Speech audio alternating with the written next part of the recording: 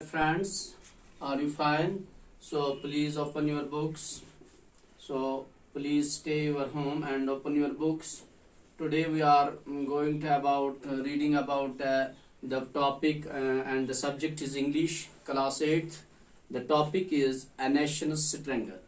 बच्चों आप जानते हैं हम पिछले कई दिनों से इंग्लिश पढ़ते जा रहे हैं और आज जो इंग्लिश का जो टॉपिक एक मौजू चुना गया है वो एक पोएम है और उस पोएम का नाम है ए नेशनल स्ट्रेंथ। बच्चों आप जानते हैं जैसे हम उर्दू में बात करेंगे शायरी जो शायर जो होता है वो शायरी के अंदाज से एक मजमून लिखता है और उस मजमून के अंदर बहुत सी जानकारी होती है। इसी तरह से जो इंग्लिश 8th स्टैंडर्ड में आपको एक पोएम दी गई है, एक जो पोएट है जिस पोएट का नाम है रॉल्फ वाल्डो एमर्सन। बच्चों पहले मैं आपको इस राइटर के बारे में जानकारी देना चाहता हूँ। ये एक बहुत बहुत बड़ा एक अजीम इंसान था लिटरेचर के एतबार से और एक फिलासफर भी था।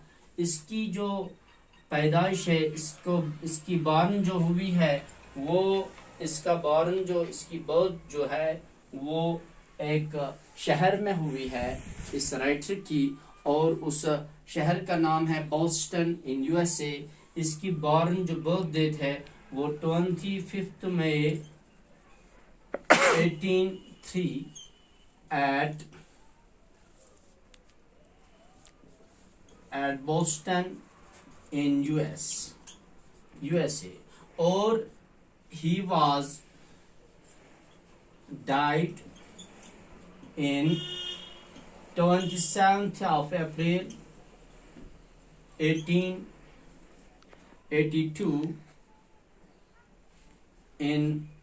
at Concord of USA।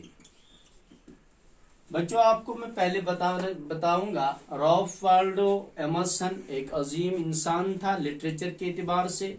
इसने बहुत सी नज़में लिखी हैं और ये माना हुआ शख्स था, एक बहुत बड़ा पोएट था।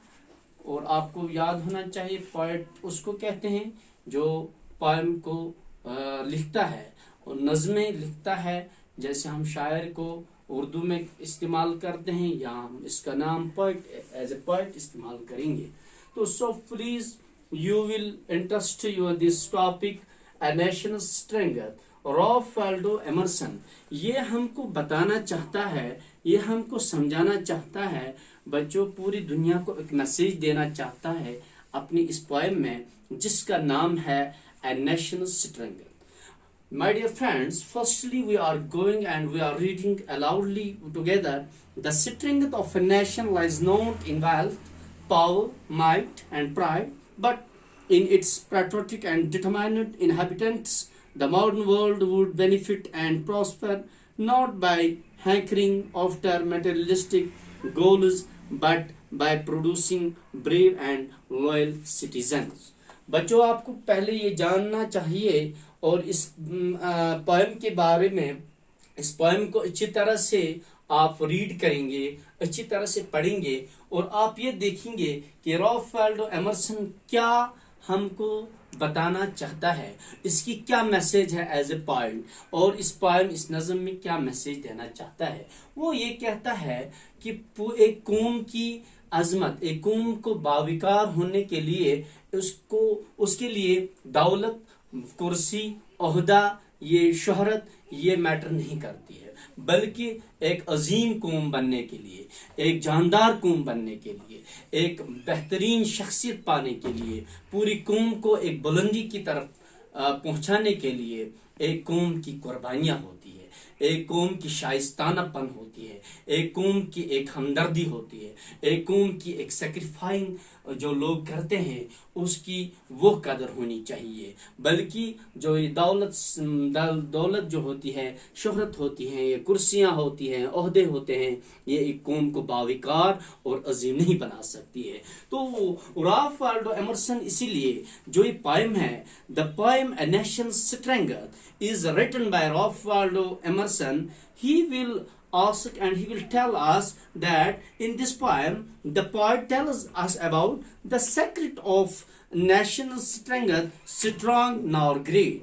It is the people who really matter. It can become great and strong by the countless sacrifice of its people who suffer long for the sake of truth, honor and greatness. एक अजीम कौम को बुलंदी कैसी मिलती है? वो तब ही मुमकिन होती है जब एक कौम एकजुट होके एक दूसरे की दुख दर्द में आमने सामने होते हैं और अपनी कुर्बानियां देते हैं, उसको एक अजीम कौम बनाया जाता है। और इसीलिए इस writer the Ralph Waldo Emerson ने कहा कि इसके लिए वेल्थ पावर माइट की जरूरत नहीं है, बल्कि अपनी कुर्बानियों की जरूरत है। और हम जब इस स्टेंजा को पढ़ेंगे हमको मालूम हो जाएगा कि हमारा जो राइटर क्या कहना चाहता है। What makes a nation's pillars high and its foundations strong? What makes it mighty to defy the foes that found it throng? बच्चों, आप यहाँ कुछ बातें जैसे नेशंस के बारे में आपको मालूम हुआ, हाई के बारे में आप जानते हैं, और फाउंडेशंस जो बुनियाद होती है वो कैसे मजबूत हो जाएंगे। स्ट्रांग आपको पता होना चाहिए बच्चों, स्ट्रांग का माना होता है मजबूत।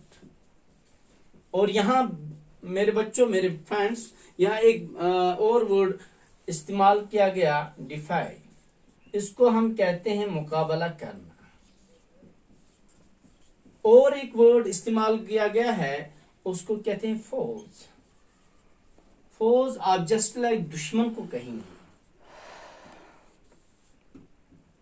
फोज, it is a word that used in this poem, इसको दुश्मन कहते हैं। और एक जो आपके अंदाज से नया अल्फाज है, लफ्ज है थ्रॉन्ग। थ्रॉन्ग ये एक भीड़ होती है, क्राउड जिसको आप कहेंगे। बच्चों, इन वर्डों को आप जब इस्तेमाल करेंगे और अपने जहन में रखेंगे, तब आपको इस स्टेंजा के बारे में और इस पोएम के बारे में खुद ब खुद मालूम हो जाएगा और ये सबक आपको याद रहेगा। तो firstly you will read this stanza. What makes a nation's pillars high and its foundations strong? What makes it mighty to defy the foes that round in throng? बच्चों, ये जो हमारा फिलोसफर, ये लिटरेचर, ये राइटर कहना चाहता है, ये हमको ये बताना चाहता है कि हम कैसे एक कौम को अजीम बनाएंगे।